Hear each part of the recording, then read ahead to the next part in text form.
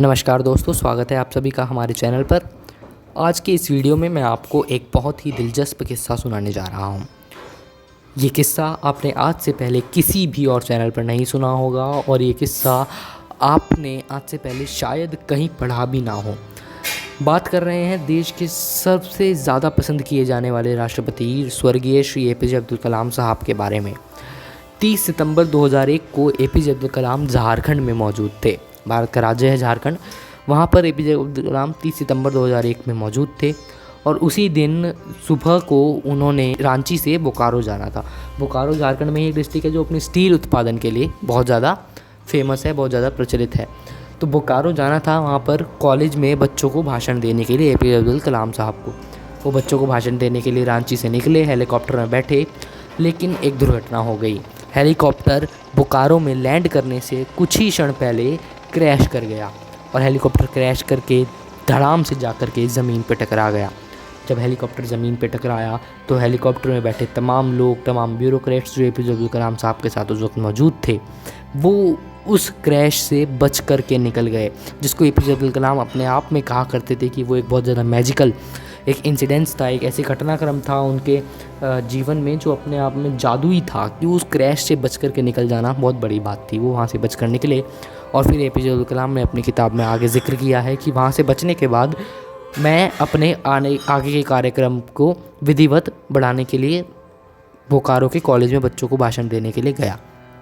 जब मैं भाषण दे करके लौटा तो मेरे कुछ डॉक्टर्स ने मुझको आकर के सलाह दी कि आपको अपना एक बार चेकअप करा लेना चाहिए और जो दवाइयाँ थीं, जिन दवाइयों को चलते आपको उस शॉक से लड़ने की ताकत मिलेगी, जो शॉक आपको उस हेलीकॉप्टर क्रैश के चलते एक मानसिक संतुलन आपका बिगड़ा था। एक झटका निश्चित तौर पर किसी को भी लगेगा अगर आप हेलीकॉप्टर क्रैश हो और आप उतने बड़े एक तरीके से कहते कि मौत के मुंह से बाहर निकल कर आप आए हैं, तो मानसिक संतुलन निश्चित तौर पे आपका थोड़ा सा ऊपर नीचे होगा। उसी मानसिक संतुलन को बढ़ाए रखने के लिए एपीजे अब्दुल कलाम साहब के डॉक्टरों ने उनको सलाह दी, उनको कुछ दवाइयाँ दी गई और कलाम साहब आगे अपनी किताब में बताते हैं कि उन दवाइयों के चलते उनका जो उस दिन की सोने की समय था, जगने का समय था, वो सब कुछ पलट गया था। अमूमन तौर पे वो रात को 1 बजे सोया करते थे, लेकिन उस दवाई के नशे के कारण वो रात को 11 बजे ही सो गए, यानी कि 2 घंटा 2.5 घंटा प्रायर अपने निश्चित समय से वो सो गए और सुबह जो 6 बजे उठा करते थे वो 6 नहीं बल्कि 8 बजे उठे। तो उनकी नींद एक तरीके से कह सकते हैं अनबैलेंस्ड हो गई, जो उन्होंने अपने किताब में बताया, और लंबी हो गई, जो कि उन्होंने साफ साफ लिखा है। लेकिन इस नींद में एक ऐसा घटनाक्रम हुआ जो कि बहुत ही दिलचस्प है। एपीजे अब्दुल कलाम साहब बताते हैं कि उस समय की 5 सबसे बड़ी हस्तियाँ, बल्कि मैं कहूँगा आज की भी जो 5 सबसे बड़ी हस्तियाँ हैं, Mahatma Gandhi, Abraham Lincoln, Albert Einstein, Ashoka जो चक्रवर्ती सम्राट अशोक थे वो, और 5वें थे खालिफ उमर। खालिफ कौन थे? देखिए, बाकी चारों के बारे में भी आप जानते होंगे। 5वें जो खालिफ उमर है उनके बारे में भी आप शायद जानते हो, ना जानते हो तो मैं आपको बता दूं। एक ऑटोमैन एम्पायर हुआ करता था वर्ल्ड वॉर 1 के एंड से पहले 1918 तक ऑटोमैन एम्पायर हुआ करता था। उस ऑटोमैन एम्पायर में राजा को खालिफ बोला करते थे, इसको खलीफा के नाम से आज हम लोगों ने एक वर्ड प्रचलित कर दिया है। तो वो ऑटोमैन एम्पायर हुआ करता था, उस ऑटोमैन एम्पायर के राजा थे उमर खालिफ। तो वो भी बड़े अपने आप में एक बड़ी हस्ती थी। उनकी जो लीडिंग कैरेक्टरिस्टिक्स थी, टैक्टिक्स थी, उनसे आज पूरी दुनिया सीखती है। तो एपीजे अब्दुल कलाम बताते हैं कि मैंने इन 5 को आपस में बात करते हुए देखा और मैं इन 5 के साथ एक डेजर्ट में, एक रेगिस्तान में मौजूद था। तो इस तरीके का घटनाक्रम, ये सपना आ रहा है उनको, और सपने में इन 5 महान हस्तियों के साथ एपीजे अब्दुल कलाम मौजूद हैं, जिसमें वो बताते हैं कि मैं अशोका के साथ, चक्रवर्ती सम्राट अशोका के साथ मौजूद था, जो कि हाल ही में कलिंग का युद्ध जीत करके आए हैं। 3 लाख लोगों की जान गई उस युद्ध में, लगभग 5 लाख लोग घायल हुए और आज तक के इतिहास का सबसे घातक युद्ध जिसको कहा जाता है वो युद्ध था।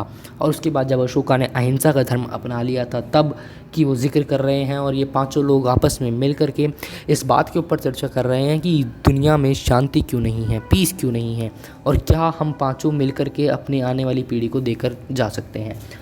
इसी घटनाक्रम में अशोका अपना एक्सपीरियंस बताते हैं कि कलिंग युद्ध जीतने के बाद उन्होंने अहिंसा धर्म को अपना लिया। और वहाँ पे एपीजे अब्दुल कलाम कहते हैं कि वो सबसे बड़ा क्षण था जब अहिंसा धर्म की जिसे कहते हैं ना, प्रचलित हुआ ये धर्म एक तरीके से पूरी दुनिया में, जब अशोका ने कलिंग युद्ध जीतने के बाद मार काट करना छोड़ दिया, युद्ध लड़ना छोड़ दिया, अपने हथियार गिरा दिए थे। एक तरीके से घुटनों के बल बैठ करके उन्होंने देखा कि किस तरीके से रेगिस्तान की रेत पर चमकता हुआ वो चाँद, जो एक तरीके से ईश्वर के आशीर्वाद को अपनी चांदनी के ज़रिए इस धरा पर उतार रहा है, इस ज़मीन पे उतार रहा है। वो साफ तौर पर उस चाँद की किरणें, चलायमान चंद्रमा की किरणें उनको शांति का एक संदेश दे रही थी, जिस शांति के संदेश को लोगों तक पहुंचाने की जिम्मेदारी कहीं ना कहीं इन 5 महानुभावों के कंधों पर थी।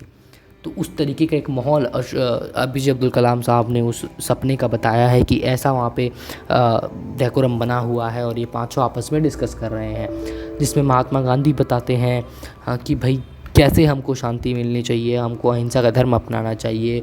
एल्बर्ट आइंस्टाइन एक वाक्य बताते हैं, जब उनके दोस्त हाइजेनबर्ग ने उनको बताया था कि ये दुनिया एक बड़े जहाज़ की तरह है, जिस जहाज़ में सारी फैसिलिटीज़ मौजूद हैं, लग्जरीज़ मौजूद हैं, लेकिन इस जहाज़ में कंपास मौजूद नहीं है, तो लोगों को पता नहीं है कि किस दिशा में इस जहाज़ को ले जाकर हमें ले जाना है। लेकिन वो compass Mahatma Gandhi, Abraham Lincoln, Albert Einstein, Ashoka और खालिफ उमर जैसे कुछ लोगों के पास मौजूद है। अगर ये कंपास पूरी दुनिया में बांट दिया जाए तो निश्चित तौर पर हम लोगों का जो प्रोस्पेरिटी की डेफिनेशन है वो बदल जाएगी। जैसा कि इब्राहिम लिंकन ने कहा भी, उन्होंने कहा कि हम लोग सिर्फ लग्जरी के पीछे बांटते रहते हैं, जिसके चलते हम अनएथिकल हो गए हैं, नैतिकता समाप्त हो गई है और ये दुनिया आपस में लड़ रही है। तो इस कंपास को अगर लोगों तक पहुंचाया जाए तो ये अपने आप में एक बड़ी उपलब्धि होगी। और इसी तरीके से ये सारी बातचीत चलते रही और जब APJ अब्दुल कलाम साहब का सपना खुला तो उन्होंने बताया कि मैंने देखा, जब मेरा सपना खुला तो मैंने सबसे पहले उठकर बेड पर सूर्य की ओर देखा, जो सूर्य चमक रहा था, मेरी खिड़की से दिख रहा था, और मैंने ये सोचा कि मैं कितना खुश नसीब हूँ जो मैं गए दिन उस हेलीकॉप्टर क्रैश में बच गया और मेरी जान आज भी सलामत है। मैं इस दुनिया को अब अपनी जान के बदले क्या दे सकता हूँ, क्या इन पाँचों से सीख करके मैं कुछ छोड़ के जा सकता हूँ।